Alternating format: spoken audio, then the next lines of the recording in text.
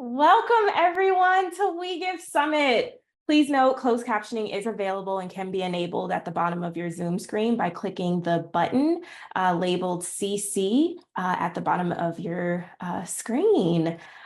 We have an inspiring day 2 lined up, and I am honored to kick us off. My name is Loson-Ceballos. I use she, her pronouns, and I serve as the Senior Operations and Communications Director at Philanthropy Together.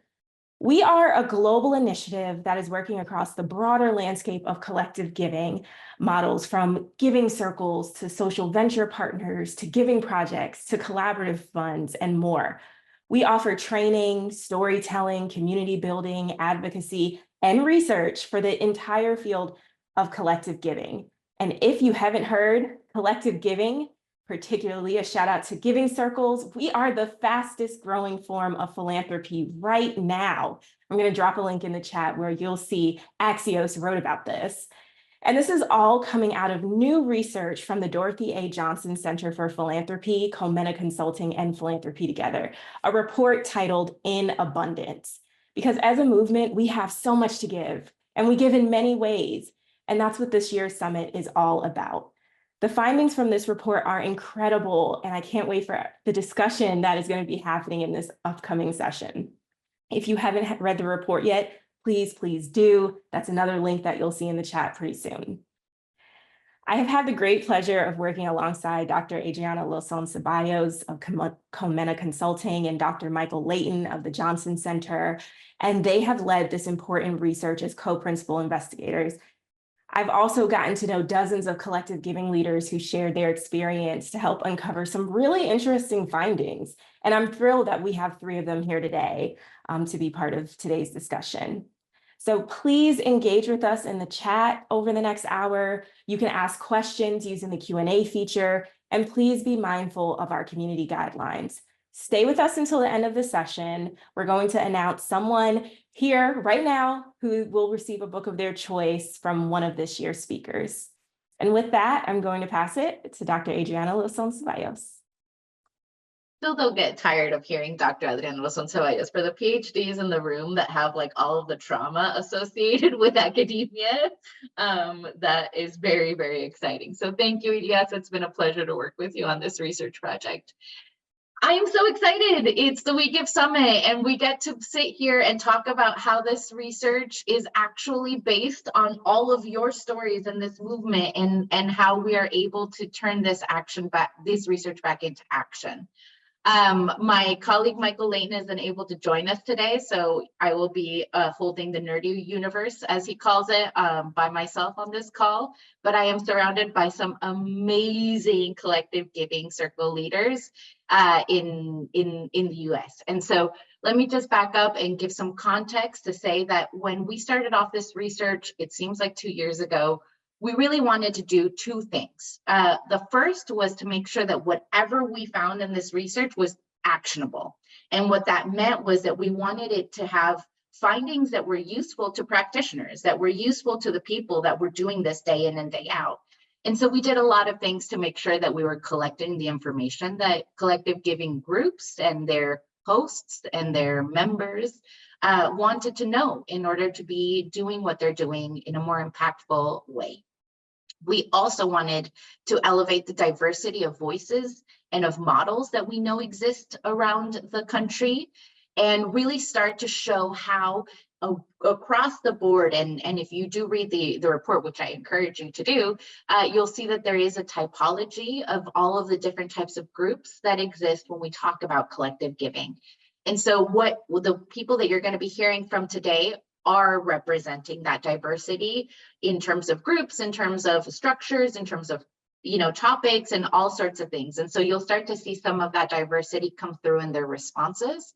And I'm just so excited that you get to meet them. And so today's conversation will be a lot like the conversation we had when we first met these folks. And so I'm going to go ahead and just start this conversation and say, you're going to hear some stories. You're going to hear some through lines. You're going to hear some experience and some lived experience of fellow practitioners in trying to move radical generosity together.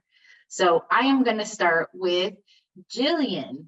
Jillian, please tell us a little bit about yourself, a little bit about your connection to collective giving, and if you are able to think about one thing that has changed in terms of your understanding of philanthropy since you joined or were part of one. Sure. Well, first of all, thank you.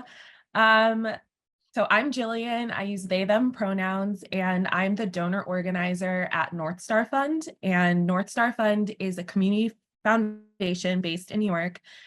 We support grassroots organizing in New York City and the Hudson Valley. And when I think about the things that have changed for me around my thinking about philanthropy since coming to North Star, it's kind of everything. My previous experience in philanthropy was at a family foundation, lots of wealth, just a very different experience than working at a community foundation. And through leading our collective giving work, I really have just, I think, re-grounded myself in the histories of people of color, working class folks, and poor folks who have always pulled resources and have always used that for our survival. Really getting back in touch with my own family and cultural practices of giving and using that as a way, as a starting point to bring people together. That has been really transformative and honestly quite healing for me to do that work. I love that. That is, I resonate with that as well. And so, Guff, I would love to ask you next. Well, thanks, Jillian, for sharing your story. Hi, everyone. My name's Guff Van Voren. And first of all, I'm just filled with so much love and joy and gratitude to get to be in conversation with these amazing leaders, also to connect with all of you out there in We Give Summit land, and a big shout out to Philanthropy Together for bringing us all together this week. I use the pronoun she, her, and I am part of Social Venture Partners Minnesota and our Social Venture Partners International and Global Network. My spouse Vicki and I joined as members in 2010. And collectively, SVP seeks to influence social change on both local and global levels. And we do this in two ways. One, we pool our money, our time, and our connections by engaging shoulder to shoulder with frontline leaders and their organizations. And then also we build and we organize and we educate people so that they can be effective, engaged philanthropists. So at SVP Minnesota, we partner with youth-serving organizations in the Minneapolis-St. Paul, Minnesota, USA metropolitan area. We believe at SVP Minnesota that every young person's future can unfold uncompromised by systemic injustice. And at SVP Minnesota, I serve on our Bridgemakers Impact team. I serve on SVP Minnesota's Impact and Engagement Committee, as well I serve on SVP International's Board of Directors. I think the biggest thing that has changed about the way I look at philanthropy is how we do philanthropy. And this transformative shift from charity to change and justice. How we do philanthropy is actually interwoven across all the conversations that We Give Summit this week, and we're going to talk a little bit more about it today. It's really also about grounding ourselves in the root of the word philanthropy, love of humankind, and I would humbly add, love of all kind. And to me, that is where and how we begin. So I'm super energized to listen to these leaders. I'm really excited to share and to connect with all of you, and then just take this collective action out to all of our communities around the world. Let's go. That. Let's do it. And yes, Guff and I know each other because we serve on the Social Venture Partners International Board together. So we're also board colleagues, and she's an amazing board colleague. Dima, you're next. Can you please introduce yourself, what your connection is to collective giving, and maybe something that you've learned from philanthropy through it? Yeah, so thank you. I'm honored to be here today and to also share the space with my fellow change makers. Mhm. It's Dima Abu Alaim. I'm with an organization called 200 Muslim Women Who Care. I am the founder, and we were founded the organization in 2017 with a mission to connect all women into their collective power of helping others through philanthropy and compassion. Together, we support local Tampa Bay nonprofits, and we're actually based in Florida, and building safer, healthier, and stronger communities for everyone. And so our model is we meet 4 times a year and we collectively raise $20,000 each quarter and give it back to local Tampa Bay nonprofits. So what we have learned through this process, or me specifically, I've learned at getting better at vetting an organization, but not in the sense of vetting it to make it more complicated for those or at the grassroots level doing the real work. It's more on the sense of getting better at vetting them to provide them with the resources to make sure that they're sustainable. It's really connecting the community about what is out there, because usually these small nonprofits are just doing the grassroots work. They don't have the resources. It's usually 1 or 2 people that are volunteers, and you know that they're doing incredible things, but in order for them to continue to do those incredible things, they need to know what is out there and how they can get funded. And just building that network and that collaboration piece between the resources that are there in the community and to make sure that they're educating themselves so that they can continue to do the things for the community. I think that's my favorite part of the Giving Circle model. I love that. I love that. Thank you for these introductions. I see so many through lines. Jillian, I love the idea of going back to our roots of giving. As a Latina, I wrote my dissertation on the Latino Giving Circle network that's hosted by the Latino Community Foundation. And that was a big thing for me, was if I'm going to do a review of the research that's out there, I want to look at Latino philanthropy. And that idea of going back to the cultural relevance of how our communities have sustained one another at the margins of society is a big thing. And I love that that dissertation influenced the design of the research that you all participated in. Duff, I love that we are social venture partners, groupies and fan people, and that we love the idea of really also looking at our 5 T's in a more intentional way, in a way that really puts us, like you say, shoulder to shoulder with our nonprofit partners and really unleashes more of our resources. And Dima, I love that you started a giving circle that said, like, we need to bring women together to be able to collectively unleash all the power and resources that exist in our community. And so you all are such a good sample of what is out there, but the reality is that there's like even more experiences of collective giving, and I'm sure that there are in the audience. And so I just want to call out that, like, y'all check out the typology. Isis Krause at Philanthropy Together did an amazing job of really starting to show just how varied this is. And so I'm going to just jump in with some of the questions and some of the amazing things that we heard from you all. And so in the report, the second section of findings is really focused on how collective giving expands what gets funded, right? And so you all started to make this case, like Dima, you started to, and Jillian, I know that you'll have a lot to add here, but we know that we've seen that collective giving groups are centering equity when funding decisions. 60% have an explicit commitment to addressing racial and ethnic equity in their decision-making. And we also know that it is a great opportunity to drive giving by and for community, right? And so how is the philanthropist also a member of the community that it is funding? And then we also saw that collective giving is deeply invested in place-based philanthropy. And so I like to say that this is a hyper-local movement with global roots.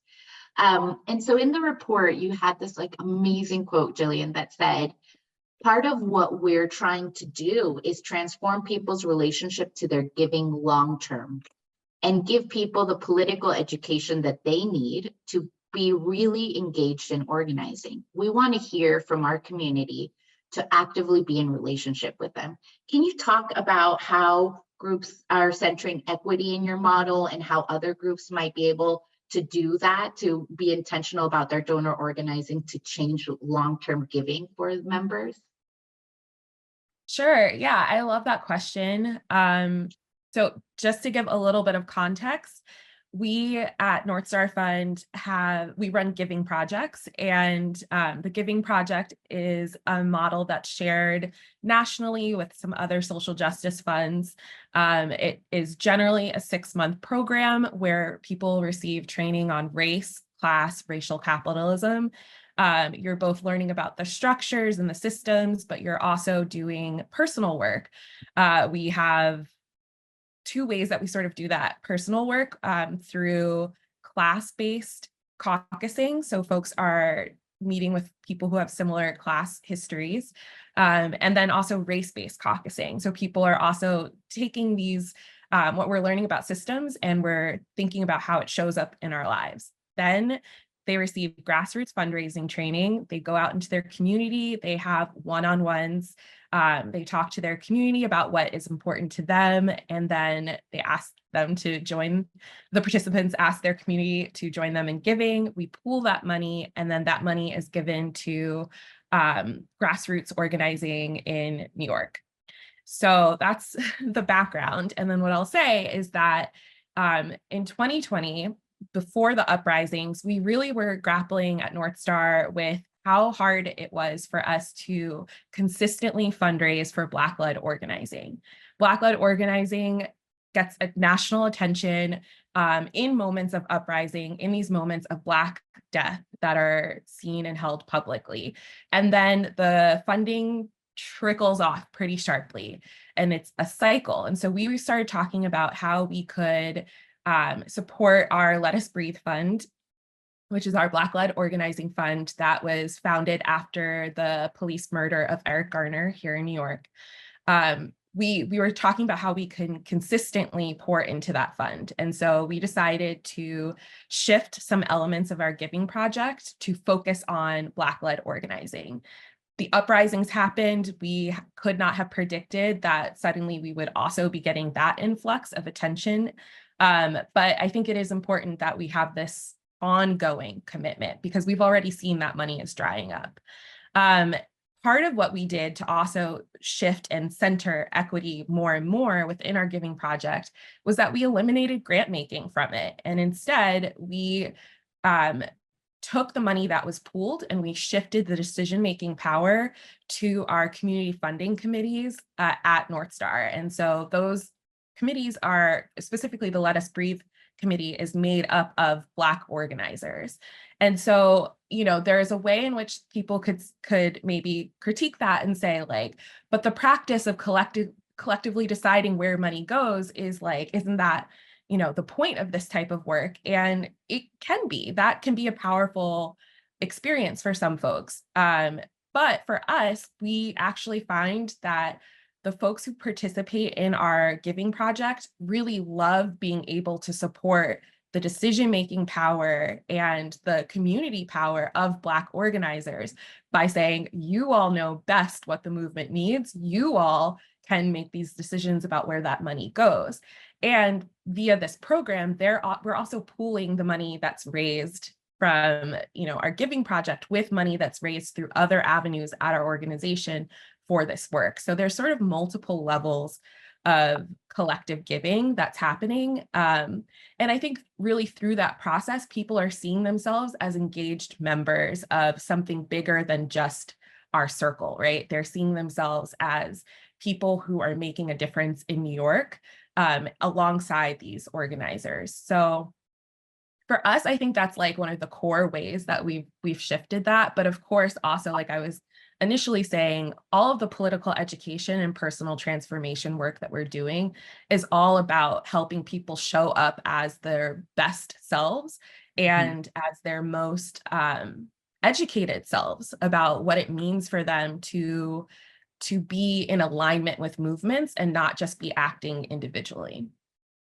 I love that. And what I appreciate about what you're saying is, you know, the research talks about how the average participation time for collective giving is about 7.5 years. And of course that varies. And I know that your model is more time bound, but what that does is that it creates an opportunity for long-term learning. And as adults, and as we are like confronting a world that's completely changing before our eyes, and if we want to be able to be shaping that change, like it's going to require learning. And that idea of knowing when to cede control to community is part of that learning journey, right? And so if your model is more compact in time, like I appreciate that is really the destination. And so I would love to maybe talk a little bit more about the caucuses and like what type of learning goes into those caucuses to give folks in the room a little bit more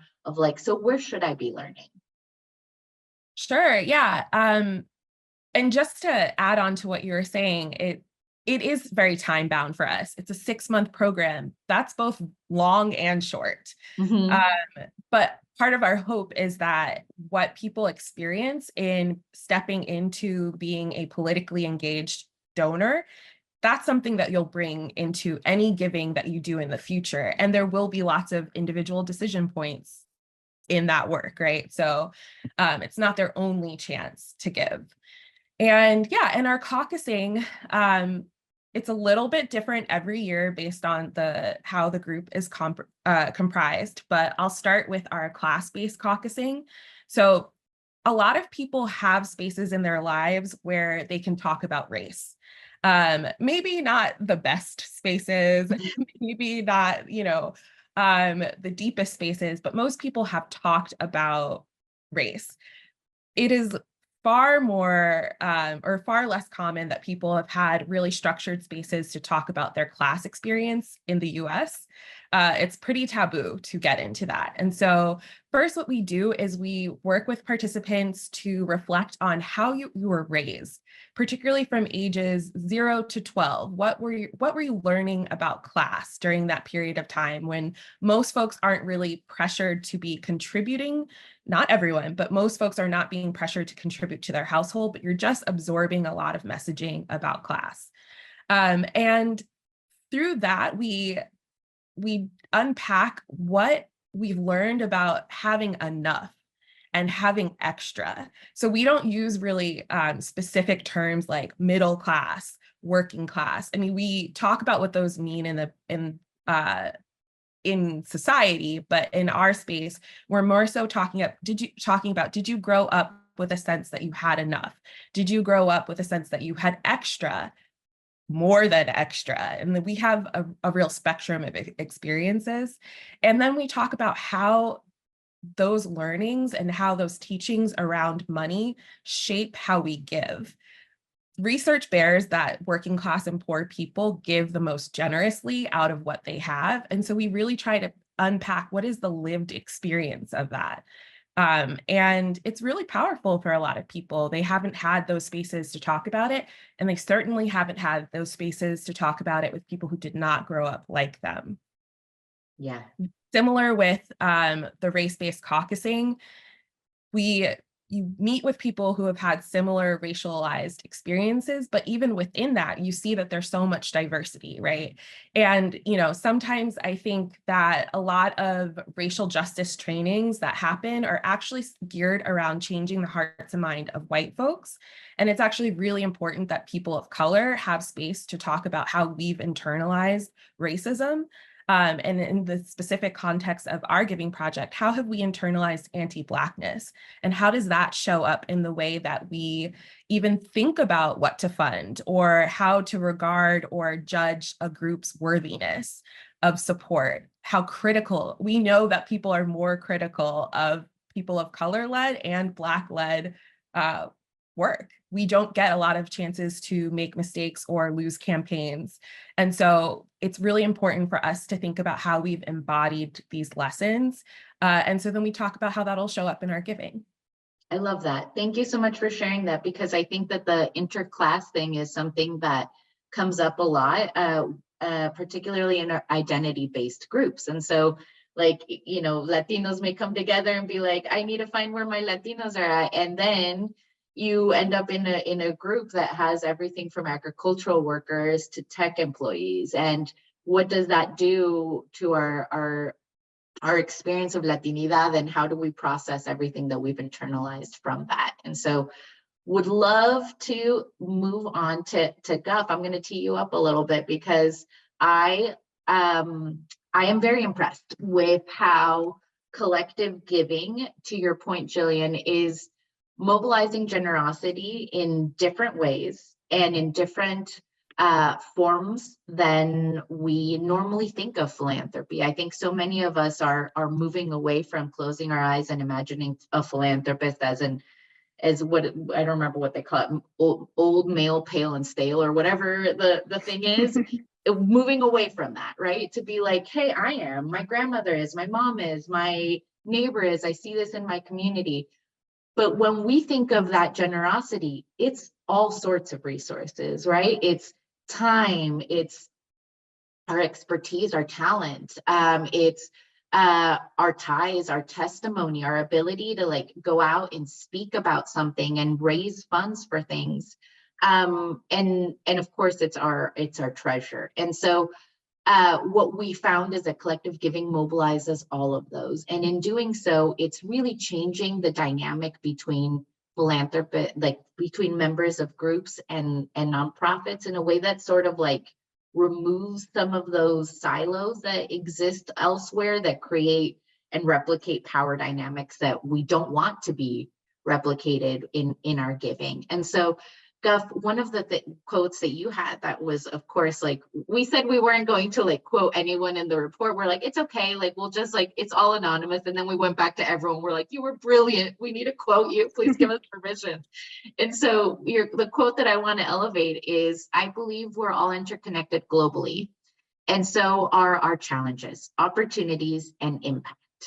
This local and global connection, the grassroots work we do in each community and the collective work we do across communities, sectors, and countries is our greatest opportunity, and it's helping me evolve in my role and as a human being.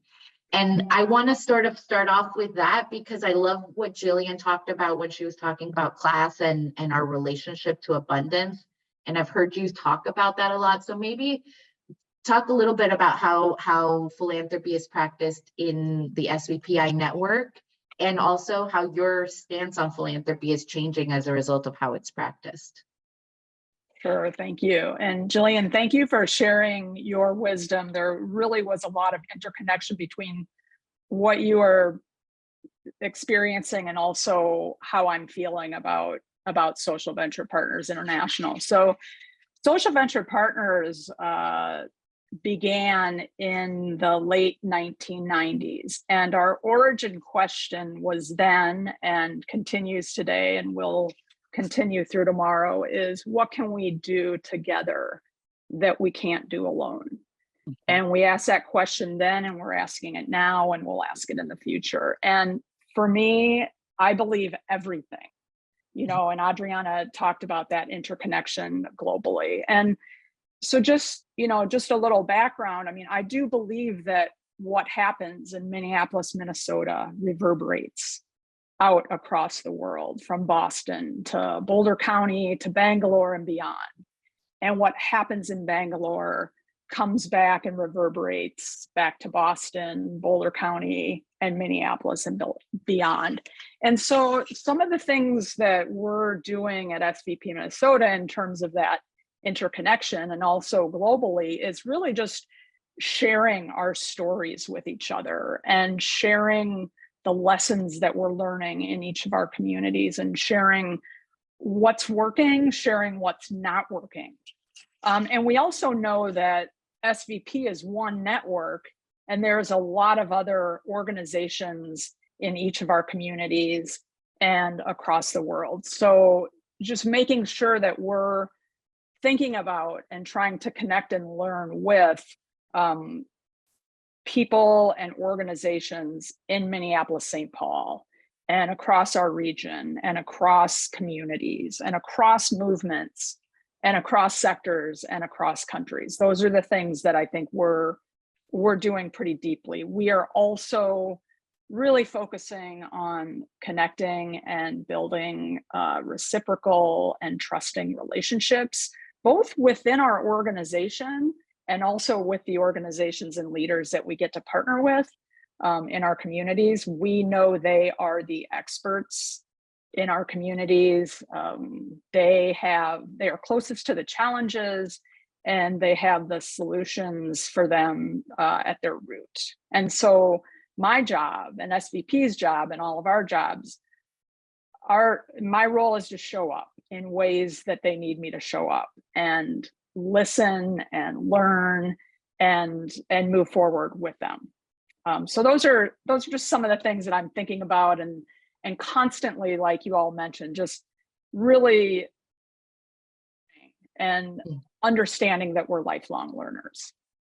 I love that, Gus, because the thing that comes up for me, and like as I mentioned, I'm on the board of SVPI, and we had a call yesterday with US affiliates, was how inspiring and exciting it is to see us say, I tried this, and everyone else look at the person and be like, did it work? What'd you learn? We did that too, and we also had the same success. And the ability to work across groups to learn and not because we're reinventing the wheel, right? Collective giving in some ways is taking us back to a stage of going back to the roots of what we're trying to do here and really trying to deal with the issues at the roots. And so it's really exciting to see the learning opportunities that exist across groups. And I think it's also to your point of like each one of our SVPs is grounded in the community. And we see that like the organizations that we're partnering with like end up as our EDs, end up as our partners and vice versa. And so there is this cross-pollination of experiences that exists from moving between receiving the support and giving it and directing and all the different things. And so I would love to ask you a little bit about what you have seen at the Minneapolis, St. Paul level of that flow of experiences and points of views and all that. Yeah, thank you. It really is one of the things I love most about SVP and SVP Minnesota and the Twin Cities.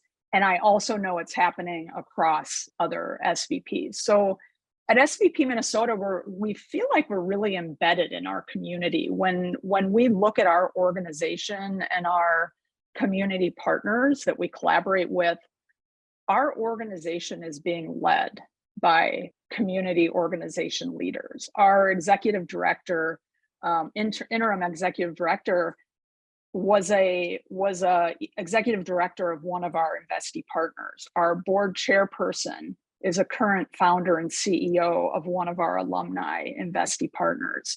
The leader of our Moving Money committee was also a leader of one of our alumni investee partners. And then we have partners like me, and we have staff leaders that are also going to work for some of our alumni investee partners. And so to me, that feels like it's working.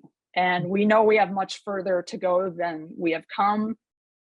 And it feels like we are really connecting and building these relationships and just showing up with open arms and open hearts and shoulder to shoulder, getting to collaborate together. The other thing we have at SVP Minnesota, as we're thinking about moving money, is because we serve the youth population, is we also have a youth-led grant program initiative. And so these youth in our community, and they're the teenage population, so maybe 12 to 23 years old, these youth are coming together as a cohort.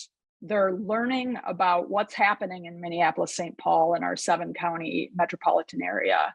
They're learning about issues, and they're getting out in the community, asking questions, learning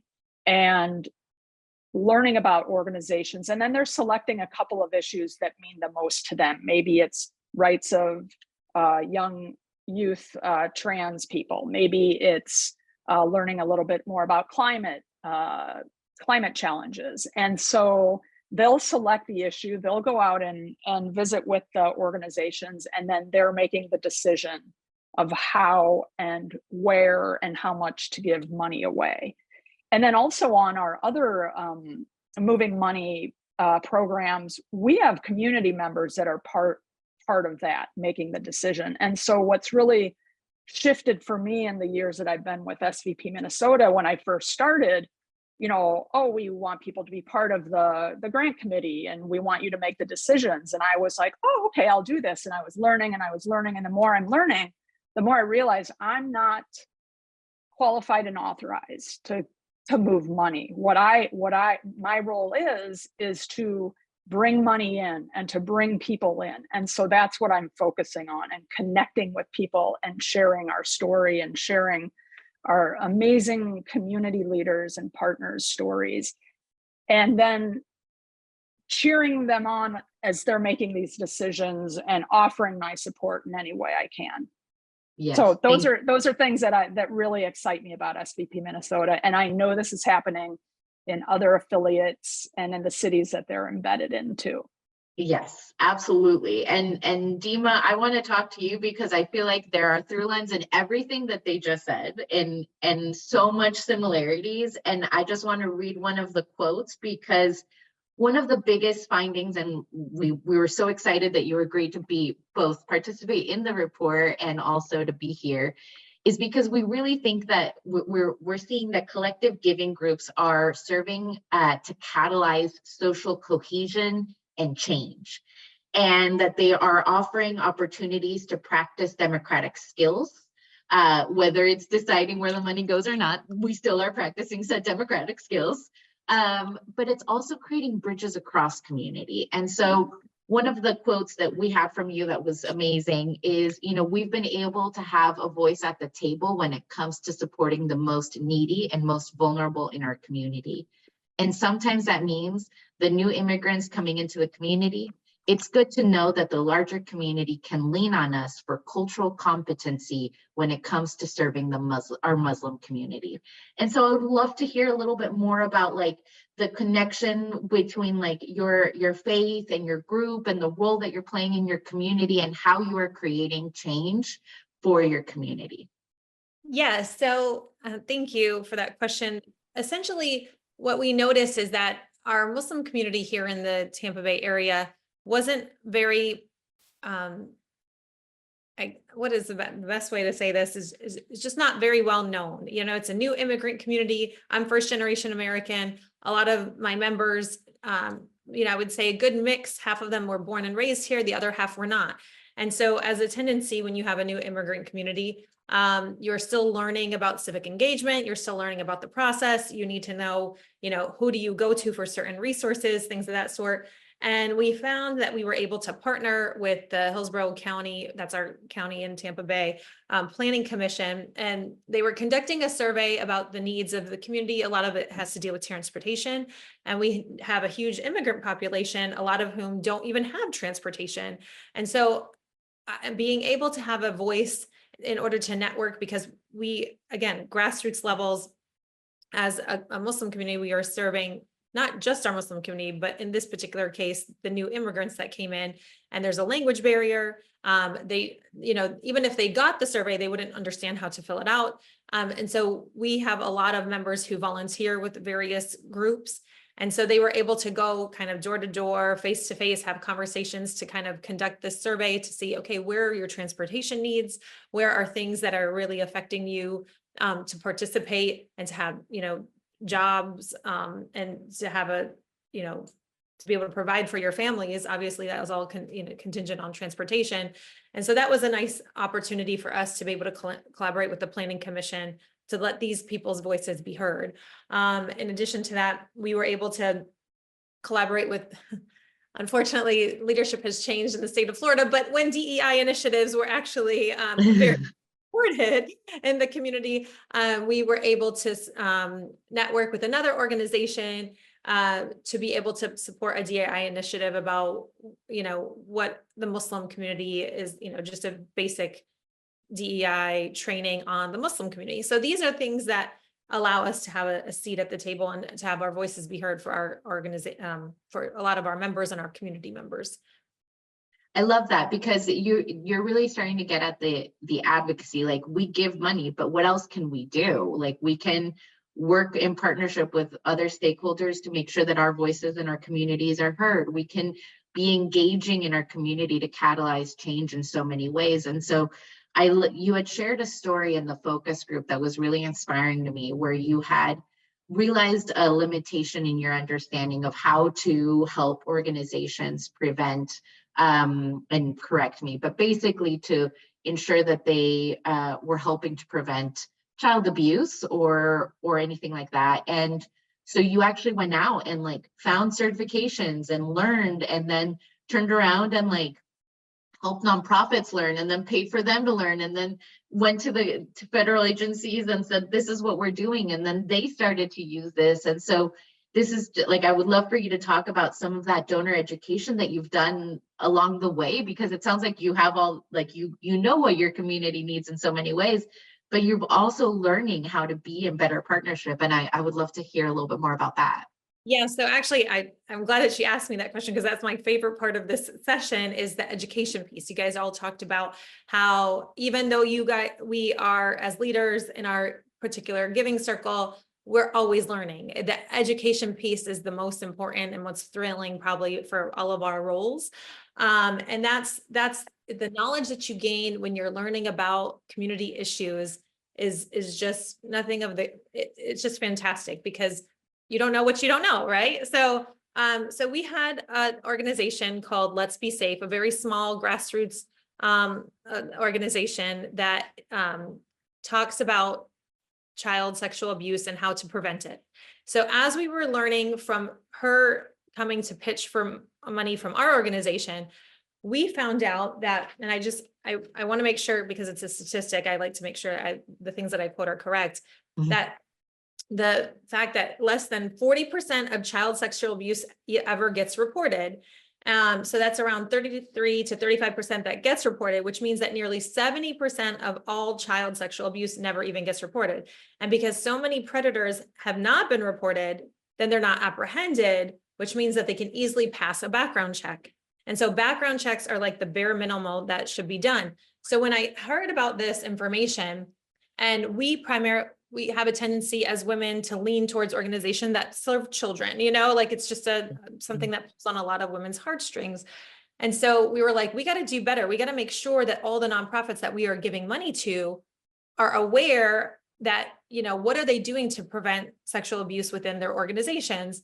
And so a lot of the times when we ask them, they say, oh, we do background checks. Well, everybody seems to just be doing background checks, but that is not enough. And so we said, all right, so how can we train them? So, because we learned from a nonprofit, the Let's Be Safe group, they ended up telling us about another organization called Darkness to Light, which is actually an international organization that gives certification called Partners in Prevention, which trains organizations. They don't have to be child serving organizations, but just trains people who care about this issue to make sure that they have policies in place and there's a basic awareness of how to best protect kids.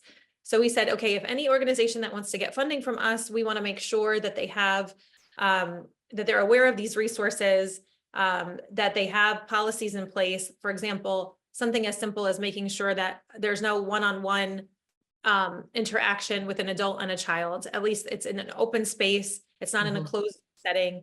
Basic things of that sort. We're not there as an organization to tell you whether your policy is good or not. We just want to make sure that you have a sense of awareness and to tell you where the resources are that you can find to go out and best serve the organizations that you, to best serve your organization, to make sure that the kids that you are in your custody are protected. So with that new knowledge, we ended up getting our own designation as Partners in Prevention, which happened to be, we were the first Muslim organization to get that designation. And then we collectively pushed our local Islamic schools to get certified.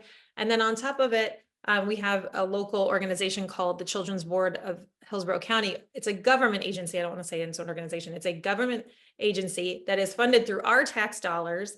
I wanted to meet with that team because again, they have $50 million of government tax dollars that goes out and specifically supports organizations that serve children. And I asked them, hey, what are you guys doing in regards to this particular policy?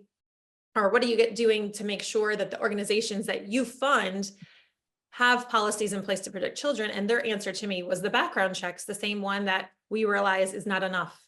And so with the new knowledge that we gained from the Giving Circle, we shared that information with them, and they were, again, astonished, and they wanted to do more to improve their stuff. So we actually funded, because it is a government agency, even though they have so much more money than we do, Yeah.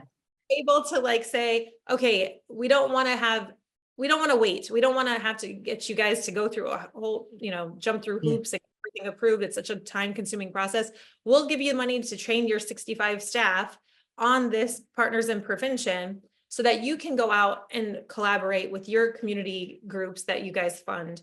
And that it's just amazing at the domino effect of it's a ripple, right? It's an echo. And I think that's, we're at 5 minutes, and I see a question in the chat that says like, how does these groups practice trust-based philanthropy? And I think we're starting to give all these examples, right? Of like where there are spaces that we're listening, where there are spaces that we're learning because we admit that we don't know, where there are spaces where we're using our new learning to like influence other people's learnings, where we are ceding control for decision making, where we are rolling up our sleeves and doing the work. I think philanthropists often just want to give money to the issue, and we need you to do the work. Like we need you to advocate. We need you to we need you to be activated, and we need to influence all of your philanthropic giving and all of your generosity to be catalytic for the social change that we want to create. And I find so much inspiration in you all and in all the voices that we heard in this research. And so with the last 4 minutes, I want to give you each a minute to just say one more thing that you're like, this is like the coolest part of collective giving for me. To that Go ahead. piece, trust piece. So if we do have because grassroots organizations are limited in resources and limited in capacity sometimes. So we do take an organization that serves children, and we don't want to make it a barrier. If they don't have a policy in place, we still allow them to come pitch, but we give them the connections, and we don't make it a barrier. We give them the connections and the resources to get a designation, or to learn more, or to give them the tools that they need to put policies in place and best practices in place. And then they're still allowed to come and ask for the money. And even if they're the winning grantee, then they just don't get the money until they have that written policy in place. So it's like, again, it's going back to that trust. It's like, we know that their intentions are good. We want to support them in what they're doing, and we don't want to stop them from trying to come through our doors, but we just wait to make sure that they're fully ready before handing over the funds. So I love that. Jillian, I'll go to you next. I guess just the final thing that I'll say is, we've run our giving project for 6 years. We've had 6 cycles. We've trained about 100 people, and we've raised $1 million, over $1 million at this point, which is incredible. Damn. And there are faster, easier ways to do that. But for us, it's the relationships that we're building are so important. It's building the trust as an organization with our community and modeling a new way of being together, a new way of pooling resources and doing this type of work. So I just offer that, it's about what you care about. I love that. Guff, any closing thoughts with the last minute that we have? Sure. Well, I wait for the future of collective giving and social venture partners and all of the organizations and leaders that are here. I do feel like the more that we listen and learn, the more that we connect and we share, the more we reflect and act together, I think the more we'll move forward in our shared collective well-being and shared liberation. The collective giving movement for me has been a catalyst for me to help build a more just, loving, and peaceful world where everyone and everything can thrive and feel like they belong. I feel so lucky and grateful to be part of it, to be able to connect with all of you, and just really, really energized by what's ahead. So let's go. I love it. Let's go. Let's go. Read the research. geek out. Let's figure out how to make this actionable so that we can grow it, we can sustain it, we can scale it. I love all of this. Thank you all for joining, and I'll pass it back to Ilyasa. Thank you so much, Adriana, for facilitating this beautiful conversation and just so many good things that are happening within your group, talking about engaging youth.